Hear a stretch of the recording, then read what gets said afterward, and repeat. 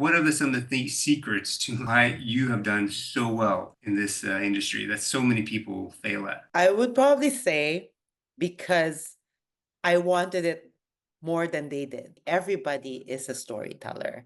It's just not everybody can tell a story well. To tell a story well is a muscle. It's a skill set like anything else. I have to think about like how else can I make money? Because most people think about like just earning money, but I like because I did come from banking and I have a mom who believes in how to make money work for you.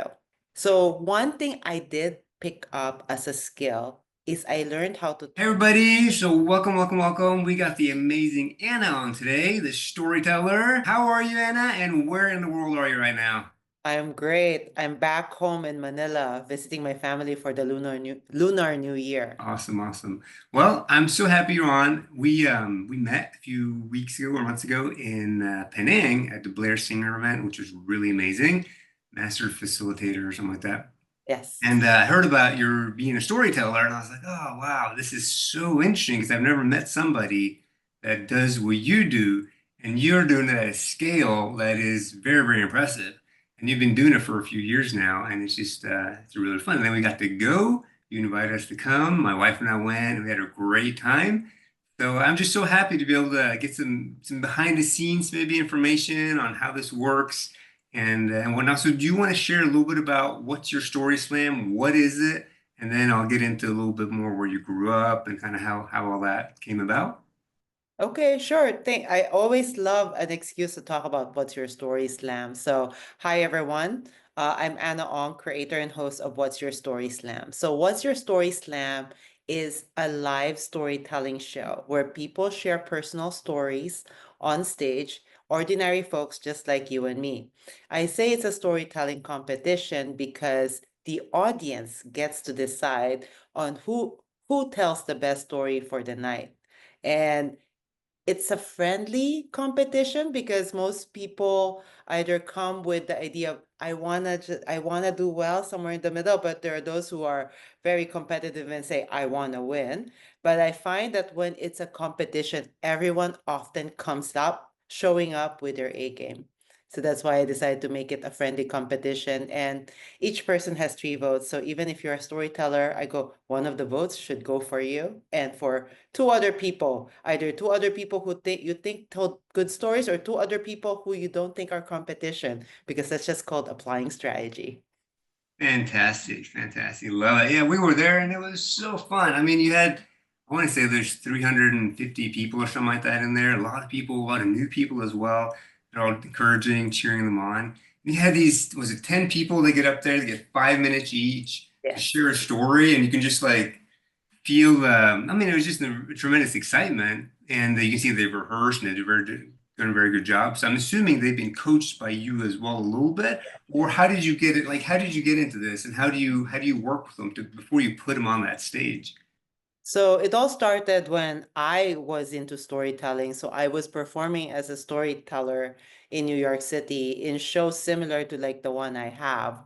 But the shows in New York City did not have any coaching at all. So in Singapore, when I decided to start my own show, nobody understood what I wanted to do. So I ended up having to ask my friends. My friends all said yes because they're my friends, but they had no idea what kind of storytelling they're supposed to do. So I said, don't worry, I will coach you. And that's how the show became like includes coaching, because if you're sharing something personal to a bunch of strangers, I want to set you up for success and make sure that your story, at least, I will work hard with you to make sure that it is the best version of yourself. But then you still need to do the work. You still have to practice on how you're going to deliver it. But at least in terms of crafting it, I gave you some guidance along the way. So yeah, all the storytellers gets coaching to go in the show. We often have a discussion as to what is the story that you want to tell? What's the main point? What is this really about? Because often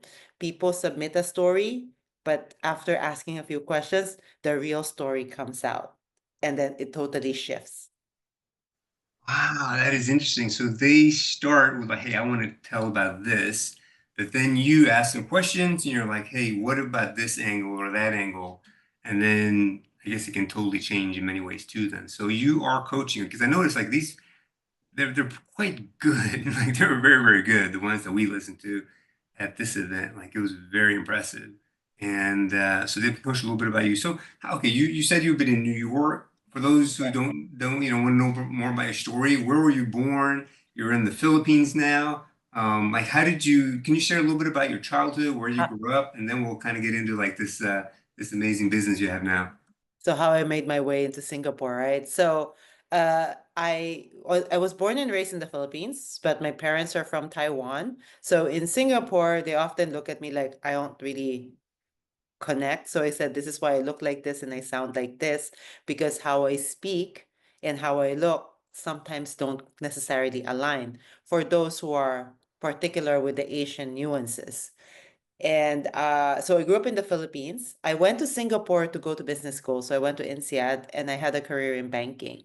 I left banking in 2016 to go to South America to learn Spanish and dance. Kind of like had my own eat, pray, love moment in search for passion and purpose. I had the passion for dance. So I went there, but I realized that setting up a school for men who cannot dance is not my lifelong dream, though I think that's a great idea. I still think it's a great idea, but someday I will set up a school for men who cannot dance. So after a year of living in South America, I decided to go to the United States to search for passion and purpose.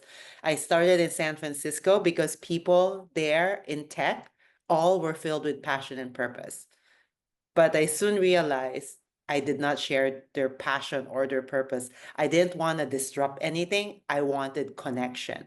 So, in order to kind of continue my pursuit, I decided to go into comedy. First as a joke, because I went to see a stand-up comedy show, and I thought I was funnier than the female comic. So I told my friends, like, well, if this is the bar for comedy, then I might as well just do comedy. I'm prettier and I'm funnier. So went to New York, got into comedy, started performing as an improviser, and then discovered the world of storytelling. So, for those who are not familiar, storytelling, I would say, is similar to stand up comedy, but instead of jokes, you share stories. So, the structure is slightly different because in stand up comedy, it's often like one, two joke, one, two joke. Whereas in storytelling, you tell a narrative and then with a little bit of a punchline, but you don't have the pressure to be funny. And that was when I decided, like, this is what I wanted to do. I just wanted to tell stories. I wanted to build a business around storytelling. Not quite so sure how I was going to do that. So I just started branding myself as a storyteller. And then I got a startup in the social impact space approached me. Hey, can you help us with our story? So I started off in the US, working with startups on the social impact space, tying up the personal narratives of the founder and his founding team on the company's mission and vision. Because often in social impact, the story behind the people, behind the organization is often like gold. So I started working with them on that, using comedy techniques to get them out of their head and storytelling as a tool to communicate because they use these stories for fundraising, for recruitment, for pitching. On my way, and then I was gonna go to Bali for a wedding, and I swung by Singapore, and I told my friends what I was doing in the US. And my friends told me, like, why are you doing that there when you can make a bigger impact in Asia? You're Asian, for crying out loud. Why won't you help Asians be better communicators? So I thought that made sense. So I came back to Singapore, where I said I was doing storytelling, but everyone thought I wanted to get into acting or work for Universal Studios until I started my own show. And the reason why I started my show was because there was no place for me to tell stories. Like, I was so miserable in Singapore. Like, I was complaining to my friends how, like, there's no place for me to tell stories. I want to go back to the US. Like, I have business in the US. There's no point for me to stay in Singapore. I schedule my trips around the shows I'm performing in Singapore, in the US. So my friend, to shut me up, says, well, what's stopping you from starting your own show? And that got me to shy because I go, well, nothing. So that's when What's Your Story Slam was born. So I decided, like, you know what? I'll just try it out once. I've never produced a show before, never hosted an event before, but let's give it a shot. Let's give it our best shot. And if it fails, it's okay because at least we tried. But it if it does well, then let's see. So that was back in 2019. My first show was everyone who knew me personally and professionally in Singapore, all 80 of them. The storytellers up on stage were all my friends, all 8 of them who said yes. And I enjoyed it so much that I decided that I was going to continue doing it. And people were telling me during intermission how much they loved it. So like the show that you saw is has more from when it originally was. Originally it was just stories and stories, no improv team or anything. It was very basic. But it's morphed into a lot. And I would say like the show that you went to, the reason why it's bigger and everyone was so good was because they were all winners of previous shows. So it's like the best of the best. And Okay. and yeah, so through What's Your Story Slam, I found like storytelling just keeps me sane in Singapore, but it also brings me joy. Like for me, that wakes me up. Like I get excited. The moment I know I locked in my lineup, I get super excited because I know it's gonna be great. I have to hire photographers and videographers to record the show because I get lost in the story. I forget to look at my phone. That's why I hire people to do it because otherwise I will have no material because I will look at my phone. I forgot to take pictures again. Wow, that's amazing. No, I can totally see that. I'm gonna just being there and experiencing it, right? I'm so glad I got to go before that we did this conversation. But so, okay, a little bit back up a little bit. You went to Sure. South America for a Yes. while. Like, Why? how old were you? Why were your parents like, all right, bye, and then you just took off? Is that something in your family, or because I mean, No. and how old were you at that time? Well, I was already like in my 30s. So Oh, okay. it's like I graduated business school. I was already working in banking. I had 15 years behind me. And I just go like, well, fuck it. I got money, I got time, I got youth. I might as well just see the world while my knees are still young. Got it, got it. Okay, I see what you're saying. So you weren't this wasn't like right after high school or something like that. No, You no. went, okay, so you went there, and then so you've been working them for a while in the Philippines. Like in no in Singapore. Oh, I in went to Singapore. Singapore Okay. for business school, Uh-huh. and then I worked for several years in banking in Singapore. So yeah, I never did the whole backpacker thing. I it was a Samsonite suitcase all the way, four wheelers. Five-star hotel. Yeah, I get it. Never had that like litter backpack that everyone carries. That's funny. Okay, so then you were in where were in South America? First stop was Colombia. I moved to Medellin, Colombia. Medellin, for those who are not familiar, is the home of Narcos. That's where they set Narcos. But also the home of my favorite artist, Fernando Botero, the guy who makes the fat sculptures. Okay, I'm not familiar with that. Okay. Uh, So, the fat bird, you see sculptures in Singapore, the fat people. oh, I don't know St. if I, Regis Hotel, the Lying Venus, the fat one. In UOB Plaza, the fat bird. That's I gotta Fernando go look. I haven't Botero. noticed that. I never noticed Yeah. that. I'm gonna go check it out right away because I love Yeah. going making videos about different things in Singapore, and I've not noticed that. Oh, that's He's cool. a Colombian artist. He's my favorite. Like I literally flew around the world to look for my favorite piece, which is his Fat Mona Lisa, and I found her in Bogota. Bogota, nice. So when you were there, how long were you in South America? I lived in South America for about 1 to 2 years. Did you learn, Spanish or I did learned you? Spanish because when I moved there, I did not speak the language, so I did sign up for Spanish lessons and dance lessons. Oh, wow, that must be quite the experience. Were you went by yourself? Did you know Yes. anybody in connections, or you're like, I'm just going, and then you just connect and meet and met a lot of expats and stuff, or did you mostly with the locals, or? So when I moved there, I did not know anybody. I just booked a one-way ticket without any plan at all. It only hit me that I did not think this through when the plane was literally landing in the Medellin airport. I go, fuck, I did not think this through. What the heck am I doing here? Uh, but I wanted to also see, can I start over and build a life for myself without knowing anybody? and just really having to rely on myself. In a way, it was a good personal test. So in dance school, I met other dance students, but in Spanish class, I met other fellow travelers who are there. Some people who travel slowly. So I met people who would literally like it's almost like a new subculture of people. People who take 6 months off a year to just travel around the world, or people like me who decide to just take time off to just wander around. So some people are backpackers, some are on sabbatical and decide they want to live in Colombia for a while. So a lot of slow travelers, and some became friends that I did travel with and do some stuff with while I was there.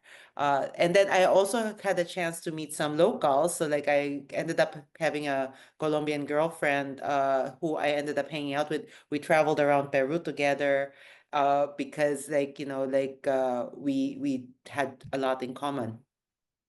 Cool. Wow. So you've been there, then New York is San Francisco, New Yeah. York. I'm trying to just get the process because okay, Singapore, South America. How It did you was then you decided to go to San Francisco, right? Yeah, I wasn't the most efficient traveler. Obviously, I did not look at the map when I decided I was going to do this. Because if I look at it, I go, I was a little all over the place. My carbon footprint was not very, I probably committed a lot of carbon footprint sins there. But yeah, so first was Colombia, and then lived there. But I also traveled around, like even went to Mexico for a while, uh and then Peru, and then I went to Argentina. When I got into tango, I decided I want to learn how to dance tango. I want to go to where it's from, so I moved to Buenos Aires to learn how to dance tango. By that time, I can speak a bit of Spanish because the Argentine Spanish is nobody else understands it outside Argentina. So I did not want to have the Argentinian Spanish in me. So I had to learn the lingo, the slangs when I was there. So I went to Spanish school just to understand some of the differences between normal Spanish and Argentine Spanish. But I was mostly, and my dance classes were all in Spanish. That's the best way to learn when you're just completely immersed in it and you're forced to just, I told my friends, I know the body parts in Spanish because those are the terminologies we have to use in dance. Oh, that's funny. Okay, so because people listening and they're like, "What, you just moved here?" See, for me to move to Colombia, I would be like terrified. Like, there's places I've traveled, I've moved to different countries without knowing many people, but Colombia and South America is probably the one place I would be like, I need to know somebody. I need to like be connected. So you just like, man, I'm just gonna go, and then you're like, oh, I'm gonna go to Argentina. I mean, I haven't met that many people that just like pack up and go, maybe for like a week or two, whatever. But you're like, I'm gonna live there for a while and then learn Yeah. that, and then go somewhere else. Are most of your friends like that too, or is that how you always just kind of been? You just pick up, pack your bags, and go? No, I just figured I could afford it in terms of time and money. And it was probably also because I made a deal with myself when I quit my banking job. I was going to spend 1 year as if it was my last. Hmm. It's like, what would you do if you know you only have 1 year left? And I decided I wanted to see the places I've never been that I've always been curious about. And that was South America. And, and to be honest, it's a lot safer than most people think. I find the most dangerous city I've ever lived in is San Francisco. And I grew up in Manila. Yeah, that's what I was wondering. Because I was like, man, safety and that kind of stuff. But then you've been in San Francisco, and we know, that how it is right there now. But Manila, all these different places. But you're just not afraid of anything. Just go for it. Live like it's your last day or last year or whatever. And that's amazing. That's not very many people are like you. Just pack your bags and go for it. It's quite cool to be able to do that. And it's gone well. You've always had a good experience. It sounds like, and you made it. Now you finally found more of what you're doing as a business with your passion. Um, yeah. What about okay? So let's go back to the what's your story slam. So now Yes. you're doing that. You've been traveling, just kind of living a very different life than most people. Like the experience. Okay, what are some of the experience you have, or that you're like, you know what, like that you can share with other people who haven't been just globetrotting like that, what did you learn, for example, in South America and in America about culture, about people, about just going for it? Like, what is something that you learned because you just did some really, really what we look at as kind of crazy, but for you, it's just like, hey, I'm just following my passion, following my dreams, following what I want, what's in my heart. Honestly, I learned I won't say anything unusual, but I find that when you're traveling alone, you're much more open to meeting new people. And people in general are very kind. Like I remember like the apartment I was living in, I would buy vegetable, like I would there was this like guy who sells vegetables at the stall below my building, and he would always just greet me good morning, buenos dias, buenas tardes. And then one day I was struggling to get a cab to go to the airport, and he saw me looking stressed. He picked up the phone because I couldn't get an Uber. Like before, I was like my Spanish wasn't very good. I wasn't comfortable hailing a cab. So he saw I was very stressed because I couldn't get an Uber. So he literally called me a taxi, and then he explained to the taxi driver where I wanted to go and to make sure that I get there safely. And I thought like, that's like the super kindness of stranger. Like he made me feel like, at least I was well taken care of. And what I found out also from the tienda was that, so I started buying my vegetables from him, and he would always make sure that he will ask me like, when do I want to eat my avocado? Because in Colombia, I swear, I never liked avocado until I moved to Colombia. And I would tell him like, oh, I'm gonna eat it today or tomorrow. Then he will make sure that it's perfect for when I'm gonna eat it. Or sometimes I'll give him a bunch of ingredients, and then he'll look at me, oh, you're gonna make guacamole. So then he'll just start getting what else he thinks would add to it. And then I remember one of my favorite moments there is like I would watch um the playoffs for the qualifiers for the World Cup. I was living in Colombia at that time, at the tienda across the street, so they had a big screen TV. And the guys would like, the guys across the street, like if they see another guy like just kind of like hitting on me, like the son of the owner would just be looking at me to see if I was okay. Kind of like I had like some protective big brothers, and they would like ask like, like, oh, you speak Spanish, because they don't really hear me speak, and they go, oh, you can speak Spanish. And then the storyteller would like, yeah, she speaks Spanish. She lives with the two Davids. And so everybody knew my business. It's like living in a small town where everyone knows your business. So I told my friends, like, I feel very safe here. If I get kidnapped, all the aunties on the street will know about it. I am the only Asian here. So I feel so much, I felt like, yeah. So surprisingly, in a country that has a bad rep, I felt safe. I think you're spot on 100% because that's what I've noticed too when I've been to different countries. And when you're by yourself and you walk around, you're kind of lost and they notice it. They see Yeah. it that you're like, you don't know where you're going. Like I'll always be wandering around and like trying to figure out where I'm going. And there's always somebody that would come up and be like, can I help you in like broken English or in Chinese if I was in Taiwan Yeah. or I was in Thailand, the same thing. It's just the kindness of these strangers that don't get anything out of it. You're not always your neighbor. You just meet them on the street, and Yeah. they're just they see a stranger or foreigner and they need a little help, and they're so kind. And one time, this guy would walk me. He walked me all the places where I was going to go, and he was out exercising, and he Yeah. was just so nice and knew I was lost, and was like, oh, I'm going to walk you for 10 minutes out of my way just to make sure you get where you need to go. And I never saw him again. No, no connection like that. But it's just yeah, the kindness. I agree.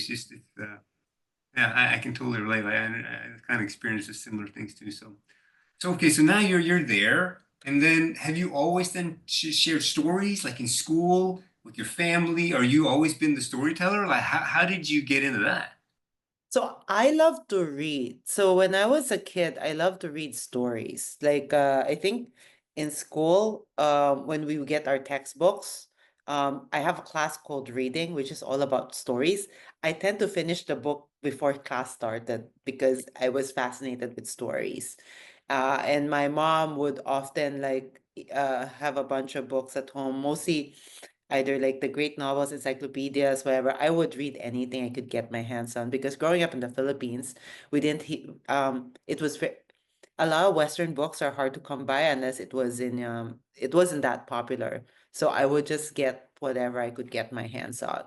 And then I started writing my own stories, like fiction when I was a kid. I would start writing on stories just to entertain myself. And my sister was the one who told me I'm a natural storyteller because I would often, how I would communicate with everyone, I would always say, entertain people with stories about what happened or people I meet. I would always have an angle. So I would say it is something that came natural to me, but it isn't something that I thought I would be doing something about, or even I didn't consider it as a skill. It's just something that I do. I thought everybody communicated the way I do. So you saw it. Okay, so your sister said that you were good at it, but when you were sharing stories, where you're like, "Hey, I'm gonna," did you have a framework for that ever, or it just when you interacted with people, stories just naturally came out, and you didn't even think twice about it. It was such a natural thing. For me, it always just comes out. But I also find, like growing up in the Philippines, uh storytelling is very much part of our culture because even how we phrase the word let's catch up, we call it kwentuhan, cuento, which means stories. Okay, interesting. So I find like Filipinos are natural storytellers, and whenever I work with Filipinos, I explain to them what I want to do, they get it immediately. But that might also be our love for telenovelas. Novellas. Telenovelas, soap operas, Spanish soap operas. Okay, okay, okay. Wow. Okay, so Philippines in general, good storytellers. Wow. So other places you've been. Well, okay, I guess what I'm trying to understand is for somebody listening, right? I want to learn to tell stories as well. You had it naturally, but what about if I want to develop that? I mean, you can learn that, right? There's Mm-hmm. framework for it, and that's what Yes. you help people with too, right? Like, so if I come, well, I suck at telling stories. Can you help me? Like, what would that look like? So often when I teach storytelling, I first introduce them one of the fundamentals is the narrative arc. Because all stories, if you look at it, follow a narrative. There's always the context, and then there's a catalyst, and then they said there's the rising actions. I often call it the obstacles that come across their way. And then there's a climactic point, and then there's the conclusion. I have a framework which I call like the 5 C's of storytelling. And is that you developed that, or is that something that like common kind of everyone knows about? So I would say it is a rephrasing of the narrative arc, but it just helps me remember it by calling it the 5 C's, and also a bit of a cheeky joke because in Singapore they have the joke about the 5 C's. Okay, I don't know about that Oh, either. you don't know about the 5 C's No, in no. Singapore. I, okay, There's so so much to learn. well, I mean, I can share with you what the 5 C's in Singapore are because when I first moved to Singapore in 2000, before I moved to Singapore in 2008, guys would tell me about like, oh, with Singapore girls, they only look for guys with the 5 C's. I've never heard of that. Let me hear. I'm very curious now. The 5 C's are the car, the cash, the condominium, the club membership, and the credit card. Okay, I know like variations of that, but not like the five. I didn't know it's like a name for it like that. Well, I mean, they also say the 5 C's to have a diamond ring, right? But then the 5 C's of so I decided to have the 5 C's of storytelling. Ah, so clever, very clever. Yeah. So when you say that to a Singaporean, they chuckle because they get it right away, right? Well, some do, and some expats who've heard about it go, "Are you allowed to say that?" Cool. So, okay, so that's what you developed to help people create and craft their own stories. And so you work with them to do that. So, most people that you work with, can anyone become a good storyteller? Like It's a somebody must. who, yeah, Yeah. anyone who's just not skilled at all, can they work with you and then still be able to get up there and deliver a good punchline in the end? Yes, I would say everybody is a storyteller. It's just not everybody can tell a story well. To tell a story well is a muscle. It's a skill set like anything else. For some people, like other skills, some comes naturally for some people, whilst for others, we have to work towards it. But in my opinion, training trumps talent. because talent can get lazy, but training that has dedication and commitment. So training plus talent is unstoppable, but between training and talent, if talent's too lazy, training trumps talent. And so for me, storytelling is a muscle that you need to train like everything else.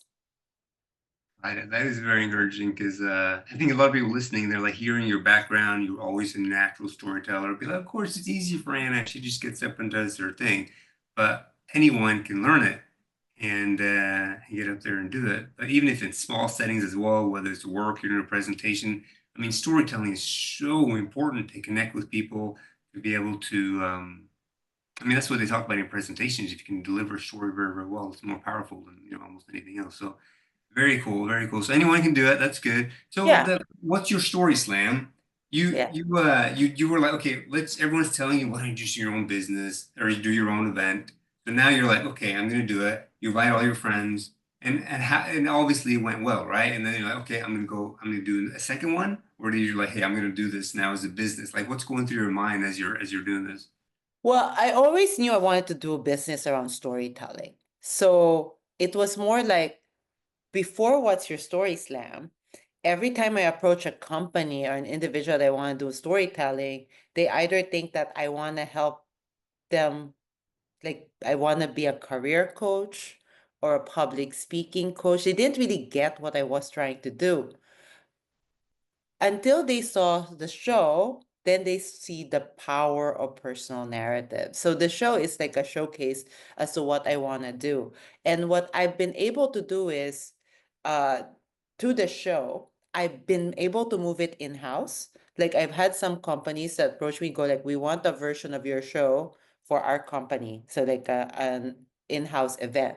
Our employees sharing stories about the company and all that. So I've been able to do that for some organizations, which for me marries both. I do the training and then I get to produce a show for them. So in a way, everybody has fun. And also people who do the training have something to work towards.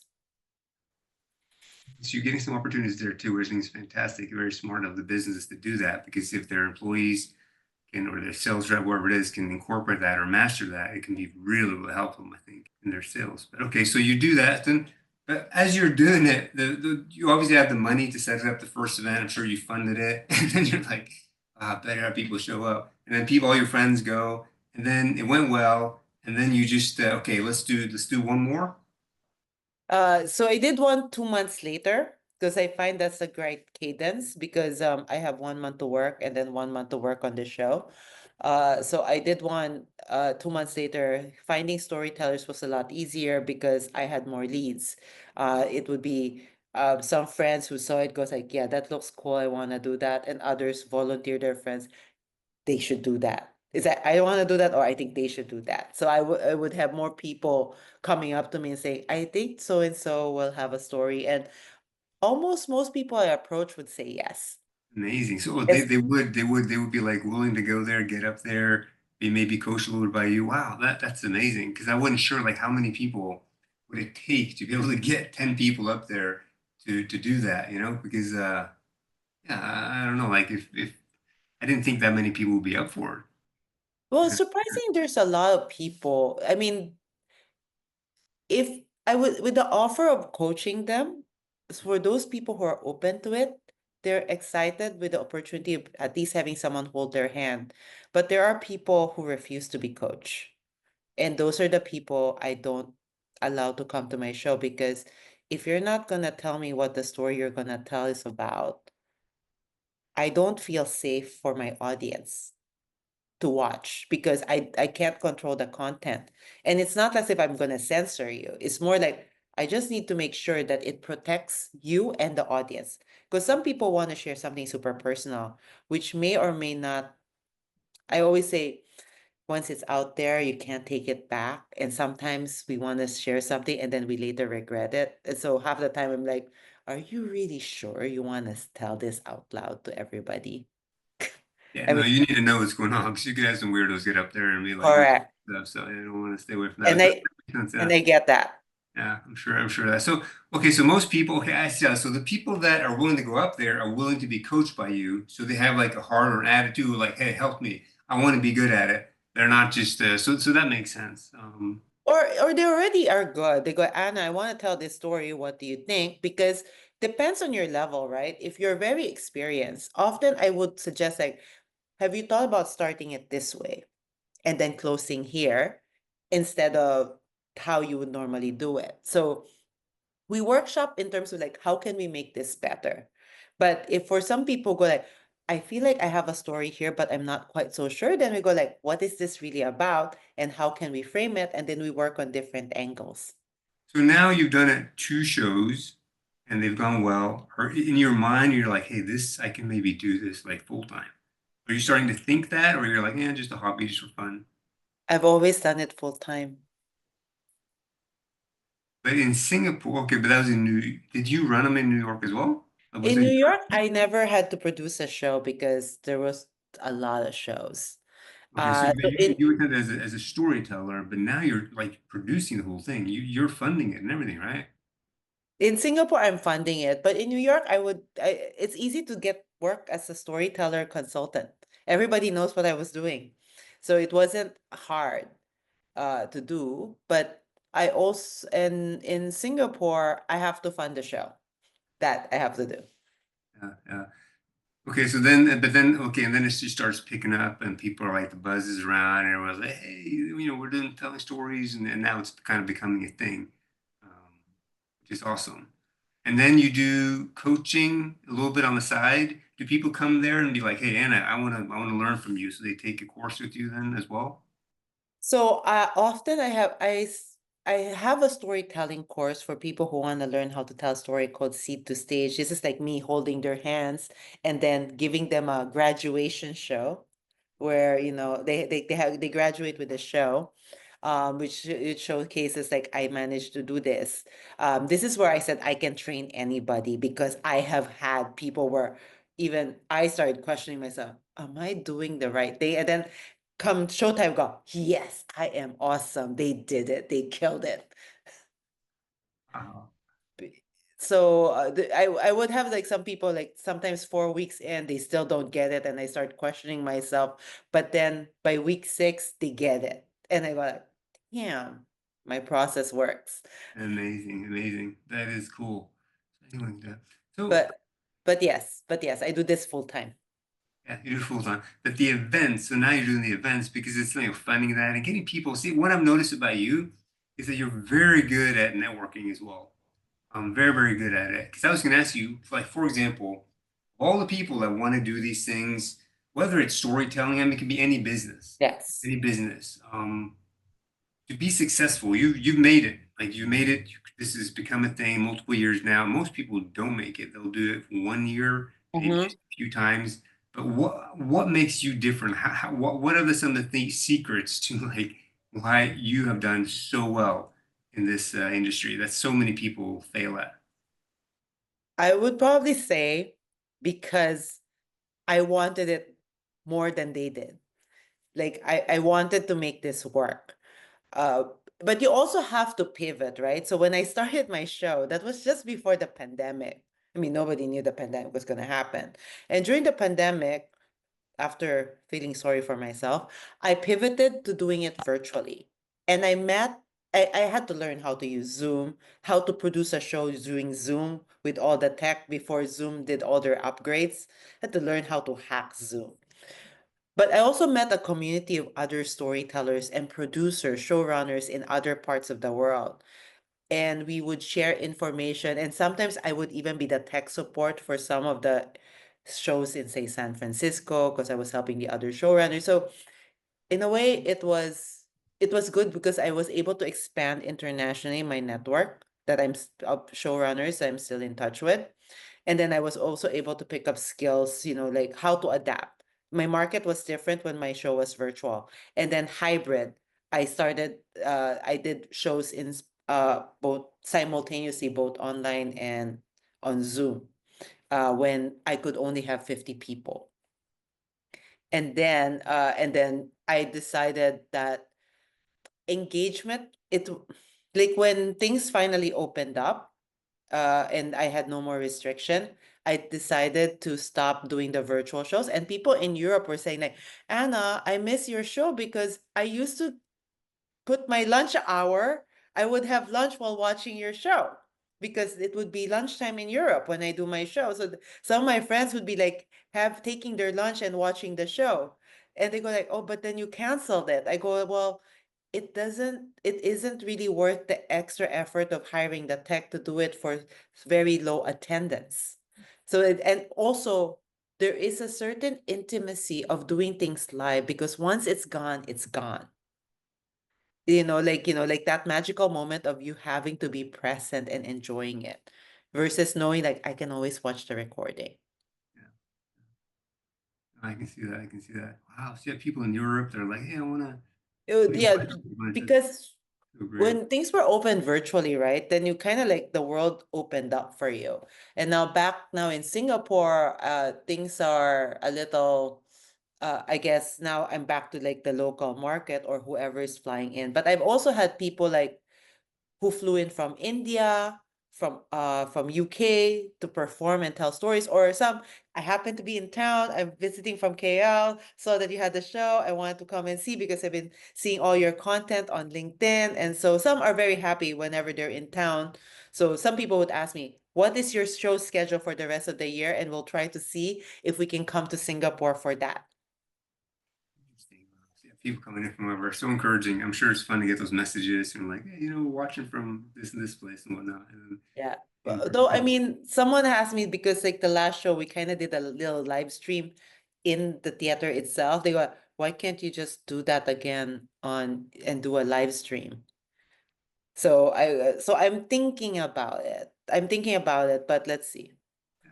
Why not? Why not? It's it's worth looking into because you have the people, you have the camera, you have everything, so then you can just kind of connect, plug it into the to I the think it depends digital. on monetizing it. Mm, that makes Is sense. will I be able to monetize it? Because monetizing things online, I think for live events is still trickier than it is doing it in person. I think any business you would be in, you would do well. So for somebody, because I see the way you work and the way I say like you network and stuff, and I'm just thinking for somebody listening who has a passion or dream, maybe not storytelling, but it's another business, can be anything. You said you wanted it more than the other people. Yes. Just in general, what would you say to these people who are like, I'm inspiring, I want to do this, or I want to be a speaker, or I want to be a just make content online as a physical therapist or whatever it might be, content creator. What can we learn from you? Because I think you have these secrets, I think, or not secrets, but specific things where your work ethic is obviously very, very good, and you work hard because you want it more than everyone else. But what can we learn from you? Like, how do you go about your life? Because I see the way you network, the way you talk, the way you connect. Like you're out there hustling and you're doing a really, really good job. And like you have this huge network now, like massive network all over the world. Um, how can we be more like you, or like what can we learn from you? How do you, is that against that a natural thing, or can we develop that as well? I would say that's something that you can also develop. I mean, thank you for saying I'm a good networker because I always feel like networking is something that I'm a bit more intentional about because I don't do the spray. Like I don't because I won't remember people. I would rather go to an event and remember the five people I talked to and connect with them and follow up with them than exchange business cards with 30 people because then I can't remember one for the other. I'm a bit more intentional when it comes to meeting people because I figure those who I connect with will be the would help me connect more with other people. Uh, in terms of like I said, because I wanted it more, right? For those people, I think whenever you're starting any business or career change, you have to really feel passion for it because passion is the one that's gonna drive you when things are tough. Like for example, for me, the pandemic was really tough. Live events were gone. It's like, what am I gonna do now? For some people, they go, I have to go find a job. me as an entrepreneur, it's either do I double down on me, or do I go find someone else? And I think the other than the passion is you have to believe in yourself. So I had to choose to bet on myself or to bet on somebody else. To work for somebody else, I'm betting on somebody else. But I'm betting on me and my own skills and my own abilities. And I always feel that if you bet on yourself, you can't lose. And also, that's the one thing you can't control is yourself. Can't control how much money I'm going to get from the other person, but I can control how much price I ask, how much money I ask for. That is really good, really good. So, what goes through your mind? You know, because a lot of people will be wrestling about this. The pandemic, you can't have live events. You know, panicking, freaking out because um, you planned all these events, or you kind of finally going to start something in Singapore. Well, how do you wake up in the morning when everyone's like, "Crap, should I just go get a job and work in the bank again or whatever?" But like, what goes through your mind to how do you wrestle with that? I guess that there's a couple of things, right? So, other than my storytelling, I have to think about like, how else can I make money? Because most people think about like just earning money, but I like, because I did come from banking and I have a mom who believes in how to make money work for you. So one thing I did pick up as a skill is I learned how to trade and how to invest. So like even when I get injured, my friend goes, what? Well, I start trading. I sell options. I trade this. I don't really buy stocks because I find it too slow. I like options because it has more action. But some people may say I'm also a bit of a gambler, but then having listened to how I behave, you think I would go for stocks? No, I prefer to sell options. I sell options, but only on stocks that I want to own. I don't sell options on anything. I sell options only on stocks that I want to own because I figured I get paid to wait for the stocks to come to the price I want. Interesting. So you have multiple streams of income. You know, you just don't have this. You have other things going on, and that helps as you have stuff coming in. Yeah, I think because I decided when I decided I want to build a business of storytelling, I also decided I never want to work for anybody else. So how can I do that? If I can't make the money from a new business, I mean, storytelling is a concept. If I don't know the profitability of the business, and I never wrote a business plan, what else can I control?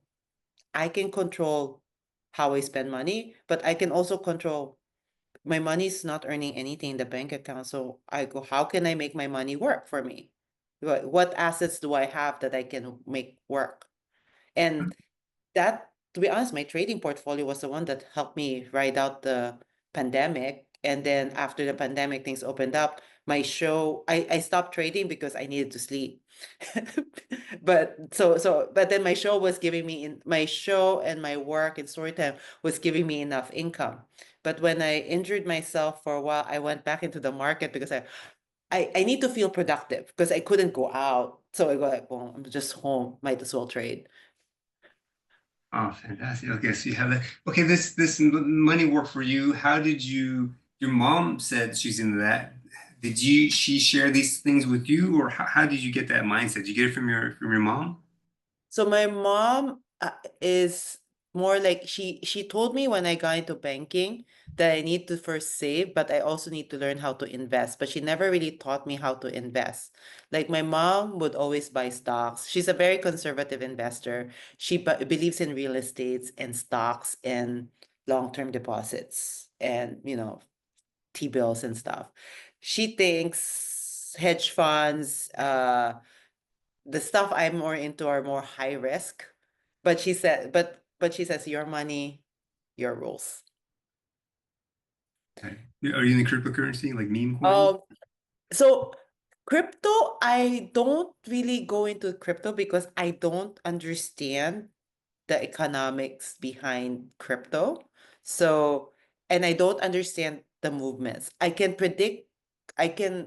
have a better idea in terms of the movements with with options, at least also with the stocks that I sell options on, but not so much on crypto. Crypto, if I see a good position to buy Bitcoin, put in an order, but most of the time I'm too busy with my options. Though, so my friend goes, that's why you can't be truly rich because Oh, that's funny. It's funny. Okay, cool. That makes sense. Yeah, no, just the way you do things and stuff. It's like and it's pretty remarkable. But how did you learn? Did you take any courses on yeah, that? Like all the stuff you've learned. How did you learn training? Did you learn online? Like, did you take a course for it, or all these different things that you've learned? I had to study. I learned. I signed up for a course on it. I kind of studied options when I was in business school, and I also was in financial markets, so I kind of know about it. But learning how to trade other people's money is very different on how to trade with your own money. And what they often teach you in school and at work is to trade other people's money. But trading your own money is totally different psychology because your strategy is also very different. Because if you lose, if like in banking, I get paid to lose money. Crazy, yeah, so crazy, yeah. Okay, time is almost up, but one of the last questions I'll ask you about is, so we went to Blair Singer event, right? So Yes. what you learned there, okay, I climbed Kilimanjaro with him many years ago, so I Okay. have experience, Wow. the debriefs and all that kind of stuff while we were on the mountain. But and I didn't know, I think he had level one, level two, and I just showed up to level three because I was just invited to go. So what do you incorporate that? Because what he does is really amazing, being able to draw out different things. Do you incorporate that in your coaching, or is it just something that comes natural as well? Or like, what did you learn from going to his event?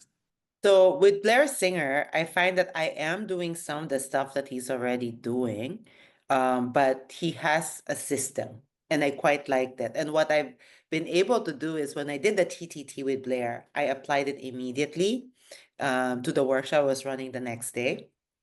And then with the MFP, again, I applied it. And if you notice, I also started my show similarly with like the enrolling questions to It's get engagement and like, getting people to interact with each other.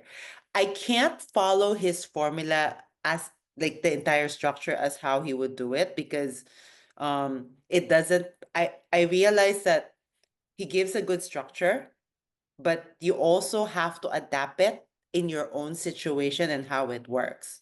So some of the stuff I know like will work well for my show. I incorporated it and people liked it because it's a little bit interactive. It set the tone. Like if you notice like how I opened it, it got everybody to connect and engage with each other right away and also enrolled everyone into the show and also into like why we have to this is our show, this is not my show, it's our show.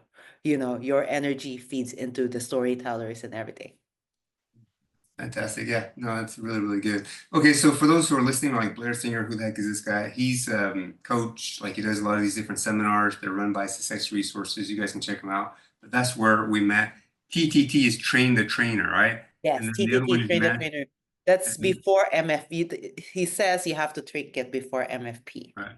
Okay, yeah. And then the other one is a master facilitator or something like that. Yeah. So that's Master facilitator is where we met, and then there is making the stage, which I'm taking next. ooh, nice. That's exciting. Very, very cool. Oh, that's fantastic. Cool. Well, Anna, thank you so much for your time. I really appreciate it. I was so Oh, curious about the story behind, like, how did you get, create this amazing program that's been going for so many years now. So for those listening, I'll put all your socials in the yes. description. And then it's What's Your Story Story Slam. slam. So Yes. WYSS, is that also the, Yes. I guess, With WYSS. Yes, that's the initials of the show. yeah. So what's your story slam? Check it out. Anna, you're awesome. Thanks for your time. I really appreciate it. Have a Oh, good thank rest you. of I the day, had okay? so much fun. Good. Me too. Me too. All right. Bye-bye.